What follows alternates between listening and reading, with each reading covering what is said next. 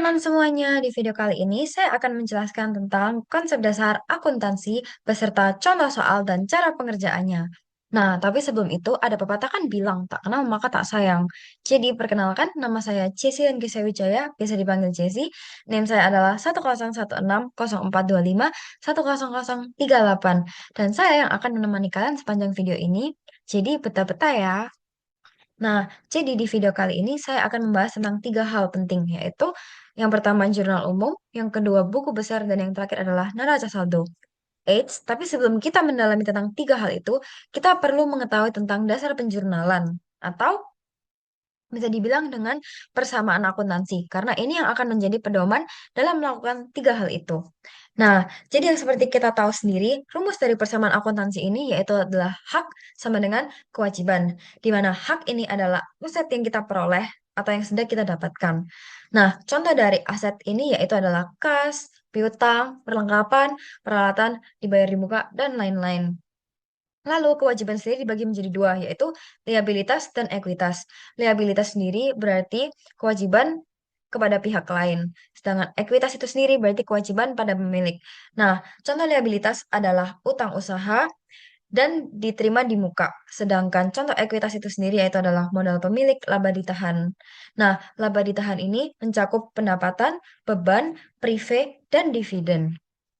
Nah, dalam aset, aset bertambah masuknya di debit, aset berkurang masuknya di kredit. Sedangkan kalau kewajiban, kewajiban berkurang masuknya di debit, sedangkan kalau kewajiban itu bertambah masuknya di kredit. Karena kewajiban adalah sesuatu yang kita harus lakukan dan kita memiliki tanggung jawab untuk melakukan hal tersebut. Nah, di sini ada contoh-contoh kayak aset bertambah di debit, berkurang di kredit, liabilitas berkurang di debit, bertambah di kredit. Modal berkurang di debit, bertambah di kredit. Beban bertambah di debit, berkurang di kredit. Prive bertambah di debit, berkurang di kredit. Dividen bertambah di debit, berkurang di kredit. Pendapatan berkurang di debit, bertambah di kredit. Nah, lalu selanjutnya saya akan menjelaskan tentang tiga hal penting itu sendiri, yaitu yang pertama adalah jurnal umum. Apa sih fungsi dari jurnal umum ini sendiri?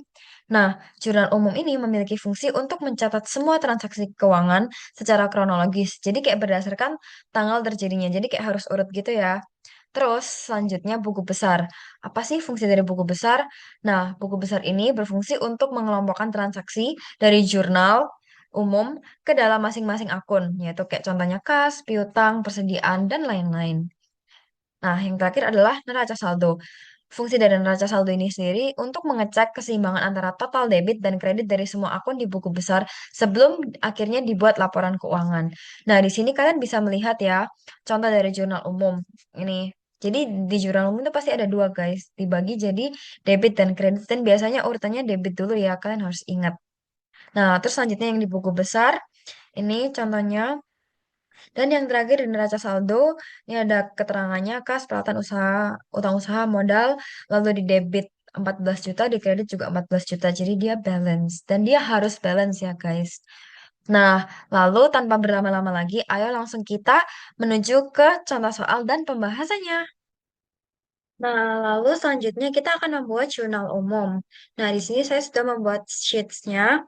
Dan di sini karena saya sudah ada template soalnya. Nah, lalu saya akan memberi spasi 3 untuk judul. Dan di sini saya akan mulai membuat tanggal. Tanggal, lalu selanjutnya akun debit, debit, lalu akun kredit, lalu di sini debit, kredit, lalu di sini keterangan, dan yang terakhir adalah akun. Nah, akun di terakhir ini bertujuan untuk membantu dalam membuat buku besar yang menggunakan pivot. Selanjutnya kita akan select dan memberikan border agar lebih enak dilihat. Ini kita insert home, lalu di sini ada border, kita all border. Nah, di sini lalu Untuk akun, di sini kita menggunakan rumus if agar dia bisa mengeluarkan secara otomatis. Tapi sebelum itu kita harus memberikan pilihan list untuk akun debit dan akun kredit agar memudahkan kita dalam memilih agar tidak harus manual untuk memilih akun. Nah, di sini kita select semua, lalu kita ke data, kita pilih data validation,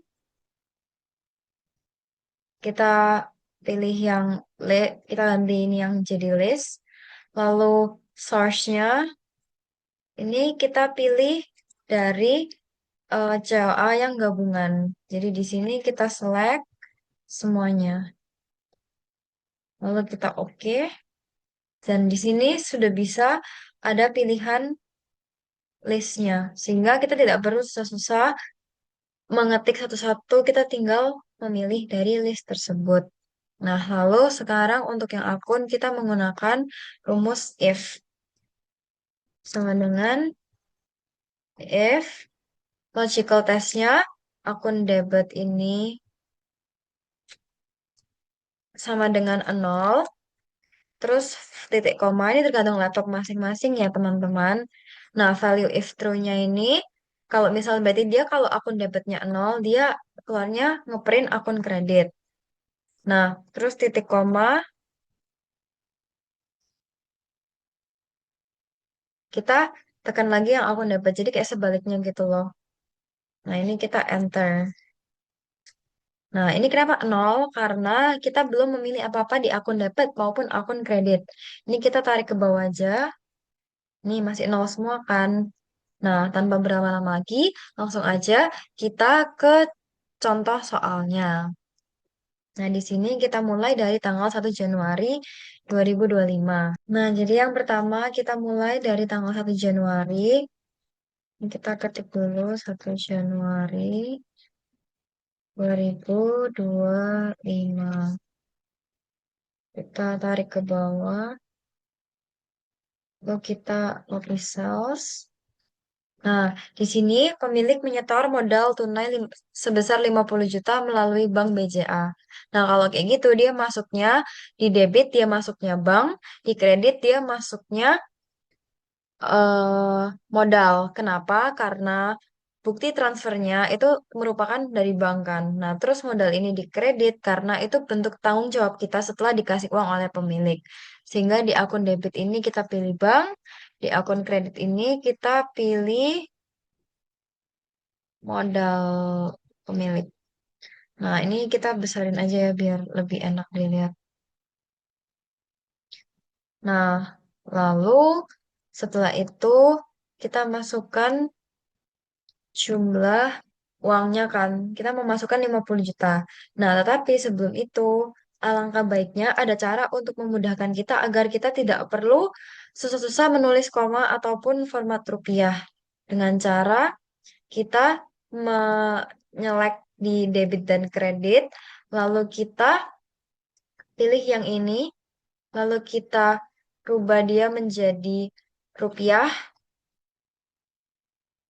Nah, dan di sini dia sudah berubah menjadi rupiah. Apabila kita memasukkan ini 50 juta, dia akan otomatis berubah seperti ini. Lalu kita akan melakukan hal yang sama di yang kredit. Nah, lalu untuk keterangannya, di sini dia penyetoran modal melalui transfer bank.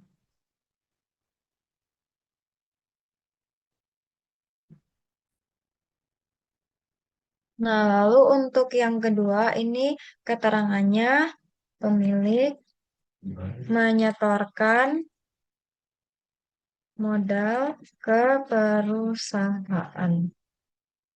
Nah, di sini sudah muncul akunnya karena kita sudah memilih di akun debit ataupun akun kreditnya. Nah, lalu selanjutnya kita akan melanjutkan transaksi kedua yaitu di tanggal 3 Januari. Nah, di tanggal 3 Januari membeli peralatan kantor secara tunai Rp 10 juta melalui Bank BCA. Dan di sini kita masukkan 3 Januari 2025. Lalu kita select, lalu kita copy cells. Nah, di sini karena ia membeli peralatan kantor secara tunai Rp 10 juta, jadi di akun debitnya dia masuk peralatan, di akun kreditnya dia masuk bank. Kenapa? Karena peralatan masuk di debit karena itu termasuk aset. Terus bank di kredit karena kita kan membayar. Nah, aset kalau misal berkurang itu masuknya di kredit. Makanya itu peralatannya masuk ke debit dan banknya masuk ke kredit. Lalu ini kita tulis 10 juta. Di sini juga kita tulis 10 juta. Nah, untuk keterangannya, yang di sini ia membeli peralatan kantor. Lalu di sini dia membayar peralatan kantor secara transfer bank. Nah, seperti ini. Lalu kita lanjut ke transaksi yang ketiga, yaitu tanggal 5 Januari 2025. 2025.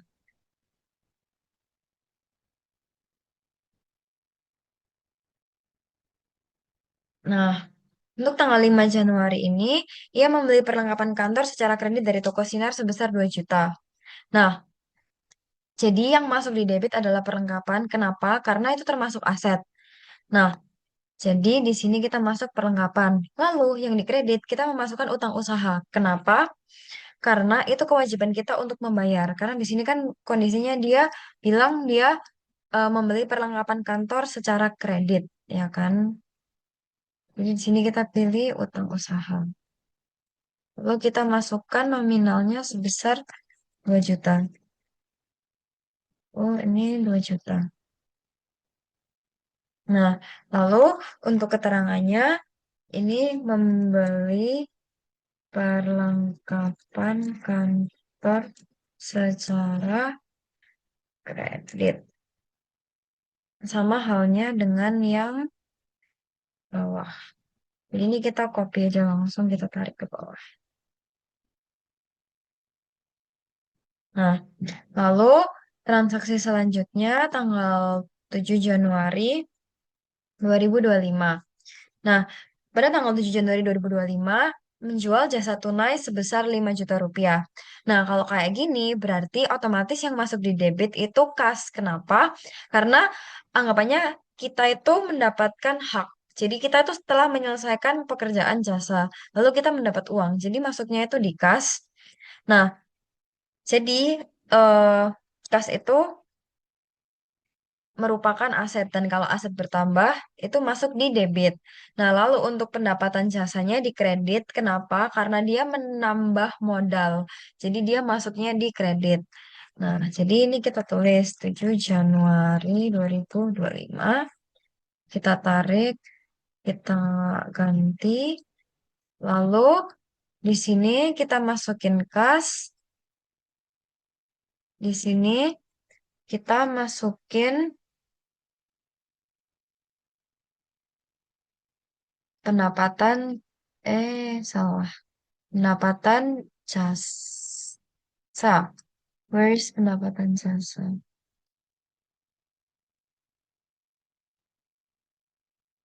Nih, pendapatan jasa. Lalu kita masukkan sebesar 5 juta. Sama halnya dengan yang ini. Nah, lalu untuk keterangannya ini mendapat pendapatan, kok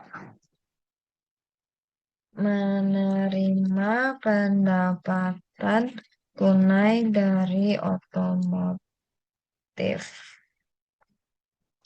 Nah, karena kasnya keterangannya kan menilai pendapatan tunai dari otomotif. Nah, lalu yang bawahnya ini karena kita sudah melakukan jasa otomotif. Nah, sudah. Lalu selanjutnya transaksi yang kelima, tanggal 9 Januari. Kita tulis dulu 9 Januari 2025.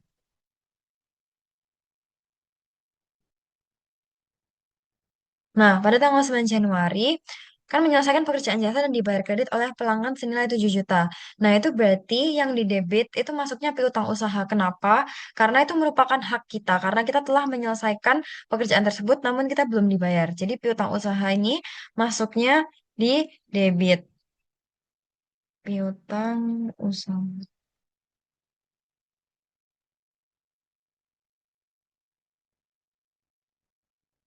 Nih. Nah, lalu untuk yang dikredit, kita memasukkan pendapatan jasa. Kenapa? Karena pendapatan jasa itu menambah modal. Jadi masuknya itu di kredit. Pendapatan jasa. Nah, seperti ini ya. Lalu kita masukkan jumlahnya 7 juta sama halnya. Lalu keterangannya pengakuan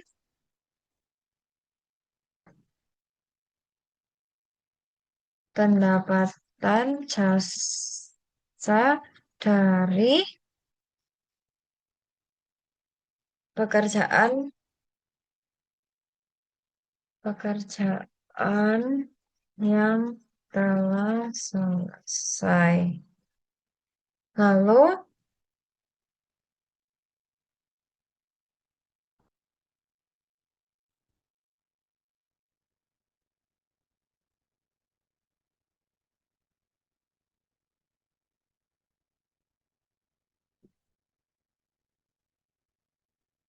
nah jadi untuk keterangannya adalah dia memberikan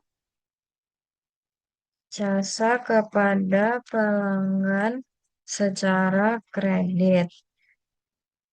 Dan yang bawah ini adalah pengakuan pendapatan jasa dari pekerjaan yang selesaikan. Nah, lalu untuk transaksi selanjutnya yaitu pada transaksi ke-6 pada tanggal 12 Januari 2025 itu diterima pembayaran sebagian piutang dari transaksi pelanggan pada tanggal 9 Januari sebesar 3 juta melalui BJA. Nah, jadi ini kita tulis dulu 12 Januari 2025.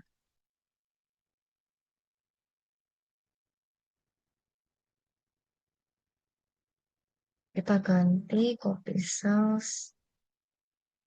Nah, lalu di sini kan dia diterima pembayaran sebagian piutang dari transaksi ini. Jadi kita masukin yang di debit itu kas. Kenapa? Soalnya kan kita menerima duit dari pembayaran piutang itu. Jadi kita masukin di debit ini kas. Lalu yang di kredit ini piutang usaha. Kenapa? Soalnya gara-gara dia udah bayar, jadi piutangnya semakin dikit dong. Otomatis itu masuknya di kredit gitu. Jadi ini kita masukin 3 juta. Terus kita masukin lagi 3 juta.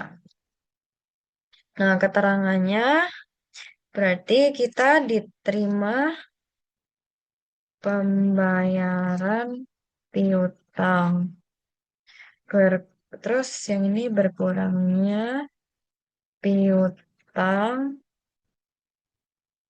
pelanggan. Kan. Nah, seperti ini. Lalu kita lanjut transaksi yang ketujuh. Transaksi ketujuh ini pada tanggal 15 Januari 2025. Kita tulis dulu 15 Januari 2025.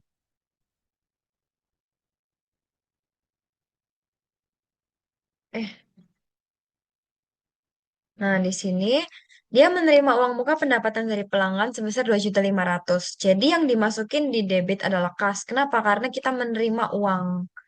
Jadi kita masuknya kas karena itu merupakan aset. Tapi itu tidak bisa disebut aset karena kita belum mengerjakan kan. Nah, sehingga itu kita yang di kreditnya kita masukin ini. Kita masukin pendapatan jasa diterima di muka. karena itu kewajiban kita untuk menyelesaikan pekerjaan tersebut. Ini kita tulis 2.500.000, lalu kita tulis lagi 2 juta. Nah, keterangannya menerima pendapatan di muka, dibayar di muka ya, dibayar di muka oleh pelanggan. Lalu yang ini berarti menerima pendapatan jasa yang akan dilakukan di kemudian hari. Nah, kayak gini ya. Lalu kita lanjut ke transaksi selanjutnya, yaitu transaksi yang ke-8. Kita lihat transaksi yang ke-8. Pada tanggal 17 Januari 2025, kita tulis dulu.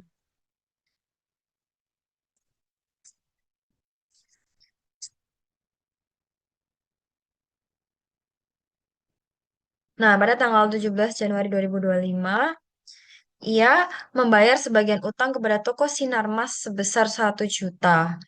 Nah, di sini kan ia membayar sebagian utang kepada toko Sinarmas sebesar 1 juta. Berarti otomatis yang didebit adalah utang usaha. Kenapa? Karena kita sudah membayar. Jadi utang usaha kita kan berkurang.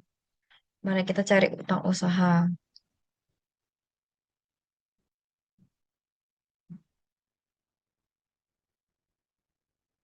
Utang usaha. Nah, lalu yang dikredit kas. Kenapa? Karena gara-gara kita bayar, otomatis uang kita kan berkurang, kas kita berkurang, aset kita berkurang.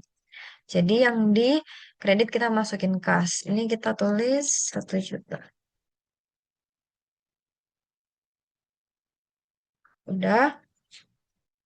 Nah, untuk keterangannya, karena dia yang ini, dia membeli perlengkapan kantor secara kredit. Lalu yang di sini ia membayar, di sini dia membayar utang usaha. Nah, ayo kita lanjut ke transaksi yang ke-9. Kita lihat dulu transaksi yang ke-9. Eh, di sini tanggal 20 Januari 2025, ia membayar sewa kantor untuk 2 bulan ke depan Rp 4 juta melalui BJA. Nah, ini kita tulis dulu 20 Januari 2025. Di sini. Nah, dia kan membayar sewa kantor untuk 2 bulan ke depan Rp 4 juta melalui BJA. Berarti yang di debit ini yang kita masukin adalah sewa dibayar di muka. Kenapa? Karena itu adalah hak kita karena kita udah membayar untuk 2 bulan ke depan. Nah, karena sewa itu merupakan aset, jadi pertamanya di debit. Nah, lalu untuk yang di kredit kita masukin kas karena kas kita berkurang gara-gara kita bayar sewa tadi kan. Makanya kita masukin kas ini di kredit. Kita masukin nominalnya 4 juta. Sini juga 4 juta.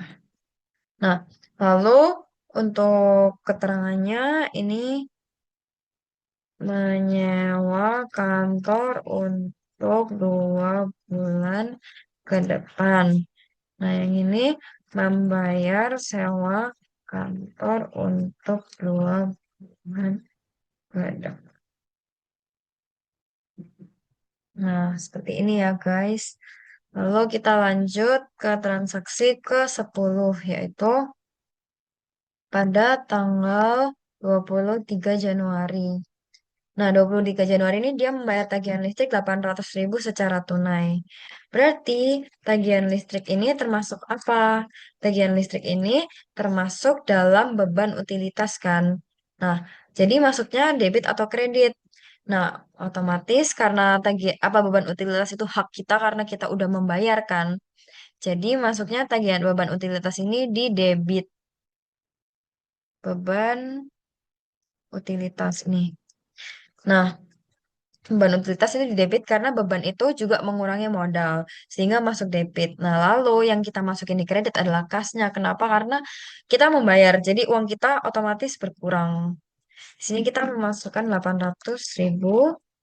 Di sini juga 800.000. Terus keterangannya adalah tagihan listrik. Membayar tagihan listrik. Nah, lanjut ke transaksi yang ke-11. Sudah mau ke penghujung ya ini. Transaksi ke-11, dia menerima pelunasan sisa piutang dari pelanggan pada tanggal 9 Januari sebesar 4 juta melalui BCA. Oh, berarti ini sama guys kayak yang tadi. Ini 25 Januari 2025. Dia kan menerima pelunasan sisa piutang.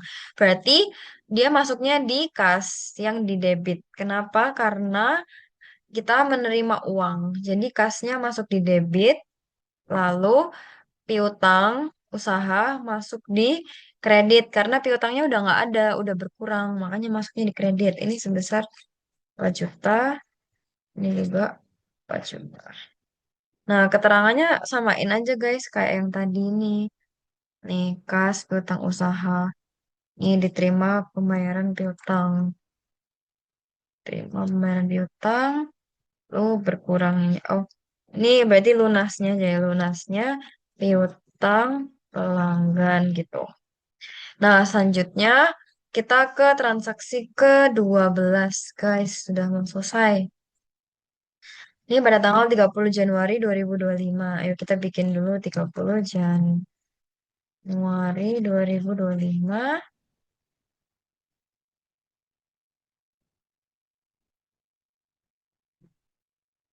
Di sini kita copy cell. Nah, pada tanggal 30 Januari 2025 ini dia akan membayar beban gaji karyawan sebesar 3.500.000. Berarti kita masukin beban gaji ini di debit. Kenapa? Karena beban itu mengurangi modal dan kalau mengurangi modal itu masuknya ke debit beban gaji. Nah, lalu yang di kredit kita masukin kas karena kas kita berkurang karena kita memiliki kewajiban untuk membayar karyawan kita. Nah, ini kita masukin 3.500.000. 3.500.000. Nah, ini tagihannya berarti membayar gaji karyawan secara.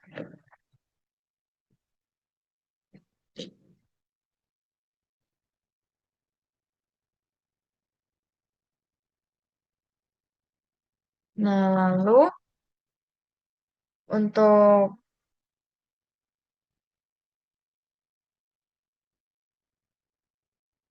lalu yang terakhir transaksi tanggal 31 Januari 2025 dia membayar dividen kepada pemilik sebesar 1.500.000 melalui Bank BCA. Berarti kita tulis dulu 31 Januari 2025. Ada typo. Results. Nah, di sini kita lihat dia membayar dividen kepada pemilik sebesar 1.500.000 melalui Bank BCA. Berarti yang di debit ini otomatis dividen. Kenapa? Karena dividen itu mengurangi modal. Nah, lalu yang bank kita masukkan di kredit karena membayarnya dia menggunakan bank. Jadi di sini 1.500.000, 1.500.000. Lalu untuk keterangannya perusahaan perusahaan membagi dividen kepada pemilik. Nah, lalu yang bawah mentrans dividen kepada pemilik. Nah, seperti ini kita bisa mentotalkan semua yang di debit dan di kredit agar kita bisa tahu apakah sudah balance atau enggak ya. Jadi di sini kita equal sum. Ini kita double klik, terus kita select semuanya. Lalu kita enter. Nah, di sini juga sama. Select, lupa, equal, sum. Kita select semuanya, enter. Nah, balance guys, ternyata. Hey. Nah, tapi kalian juga hati-hati, kalian harus double check, siapa tahu ada yang salah. Jadi kita mau double check ya ini. Ini kita cari yang bank. Kan 25 Januari. Loh, 25 Januari ini kan dia bayarnya pakai bank, bukan pakai kas. Ya aku masukinnya pakai kas. Jadi kita ralat ya. Jadi 25 Januari ini dia yang di debit.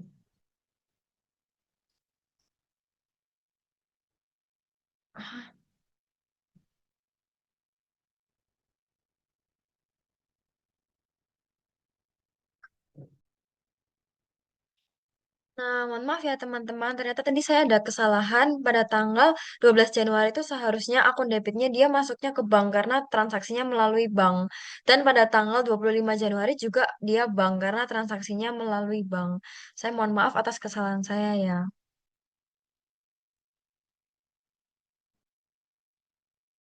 Nah, yang pertama kita ada COA atau COA yaitu adalah chart of account.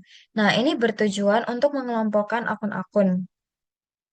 Nah, di sini kalian bisa lihat sendiri, satu itu berarti dia akun aset, dua itu liabilitas, tiga itu ekuitas, empat itu pendapatan, lima sampai tujuh itu ada beban, delapan sampai delapan sampai sembilan itu akun pendapatan lain, sembilan itu akun beban lain.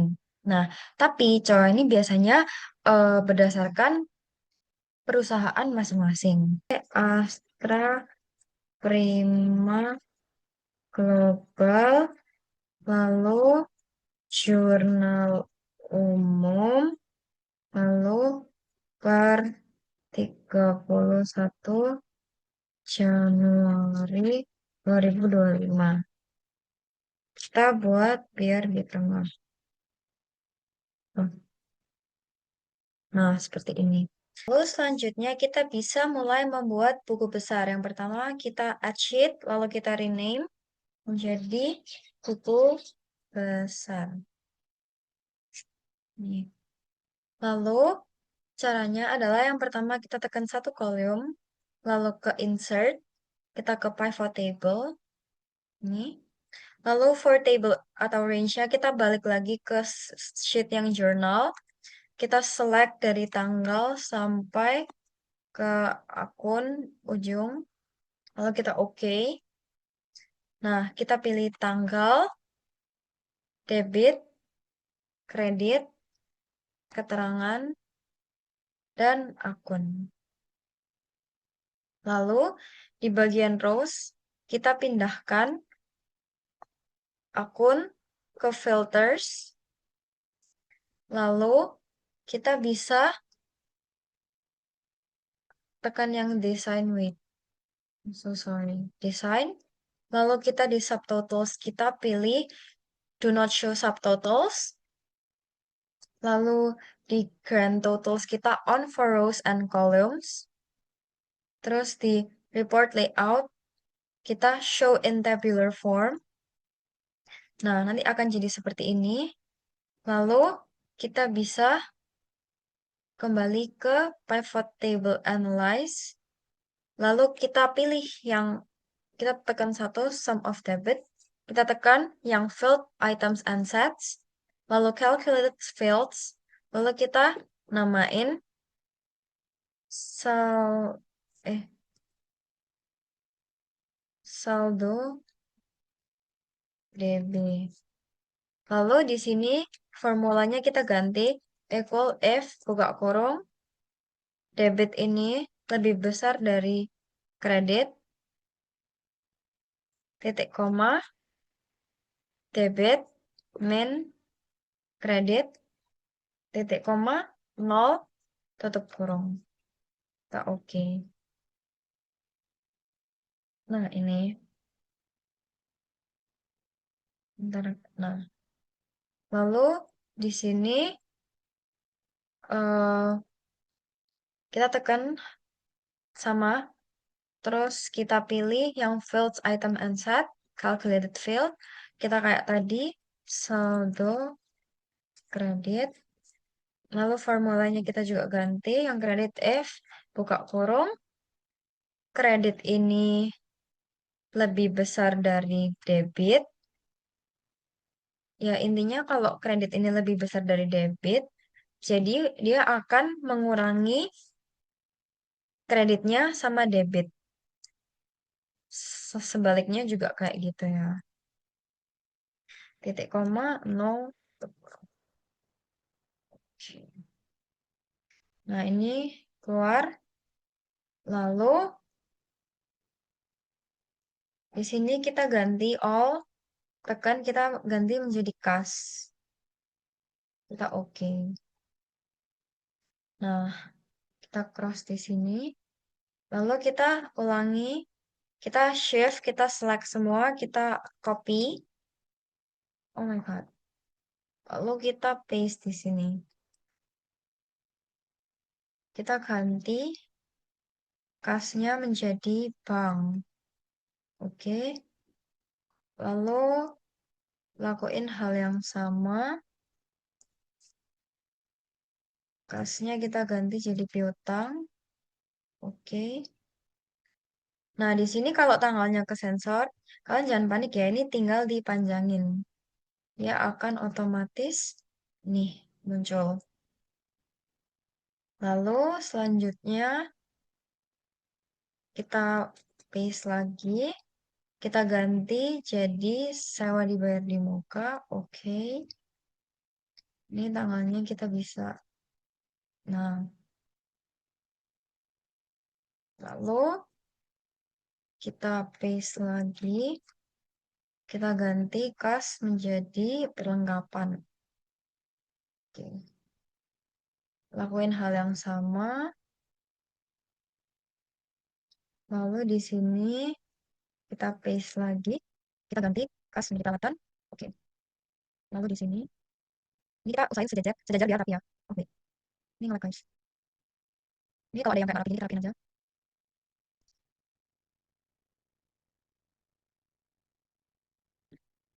Ini kenapa nggak bisa ya? Oh, di sini kita Ctrl V, kita ganti jadi buka usaha. Oke. Agak lemot ya guys. Di sini kita ganti jadi pendapatan jasa diterima di muka. Lalu di sini kita paste, kita ganti jadi modal pemilik. Oke. Di sini kita ganti menjadi dividen. Oke. Kita lanjutkan.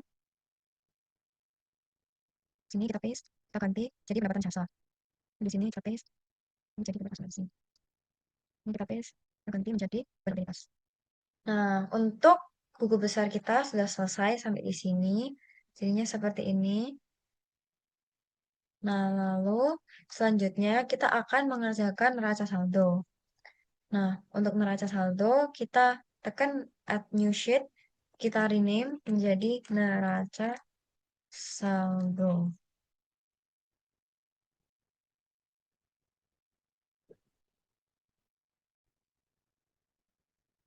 Nah, lalu selanjutnya kita akan melanjutkan untuk membuat neraca saldo. Nah, nggak kerasa nih kan kita udah sampai di penghujung. Nah, gimana sih cara membuat neraca saldo? Jadi, untuk membuat neraca saldo dari buku besar ini, kita right click, terus kita pilih yang move or copy, lalu kita pilih yang move to end, lalu create a copy, kita oke. Nah, di sini akan diduplicate gitu loh. Jadi, kita tinggal rename buku besar 2 menjadi neraca saldo. Lalu, kita select semuanya. Kita sisain satu. Nih, kita select semuanya. Kita delete. Lalu, di sini juga kita hapus sampai sisanya satu. Oh, ada yang nggak ikut. Bentar. Ini kita select sampai sini. Nah, setelah sudah sisa satu seperti ini, sekarang yang kita perlu lakukan adalah kita kita kembali pencet ini, terus nanti dia akan keluar pivot table fields ini. Jika tidak keluar seperti itu, kalian bisa mengklik di pivot table analyze, terus field list ini kalian nyalain. Nah, lalu untuk neraca, kita tidak membutuhkan tanggal, karena apabila ada tanggal, akan terjadi banyak transaksi yang sama. Jadi kita tidak butuh tanggal, kita tidak butuh debit kredit yang ada di jurnal,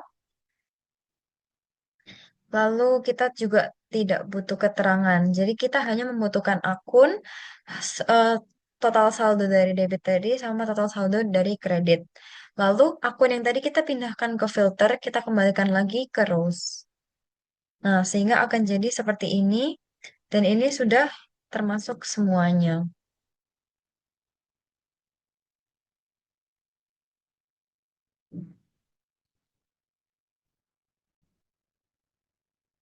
Nah, dan untuk grand total, dia memang akan muncul angka nol. Dan untuk sum, kita bisa total sendiri. Dengan cara sama dengan sum, dua kali. Kita select ini semua. Kita enter. Lalu ini juga sama. Sum. Kita select semua. Lalu kita enter. Nah, di sini kita bisa lihat bahwa hasil akhirnya saldonya balance. Nah, kalau kalian penasaran dapat dari mana sih ini angka-angkanya ini? Nah, ini tuh angka-angka berasal dari buku besar tadi. Jadi misal ini di kas, dia kan ada di debit sebesar 5.200.000. Nah, ini kalian bisa lihat di buku besar bahwa di kas ini totalnya ada 5.200.000 di debit seperti itu. Nah, sudah itu aja. Itu dia merupakan proses dan cara-cara pembuatan jurnal, buku besar, dan neraca saldo. Semoga dari video saya ini dapat memberikan manfaat kepada teman-teman sehingga teman-teman dapat lebih memahami mengenai jurnal, buku besar, dan neraca saldo. Saya mengucapkan terima kasih karena telah menonton sampai akhir. Saya memohon maaf apabila ada salah perkataan atau perbuatan. Terima kasih.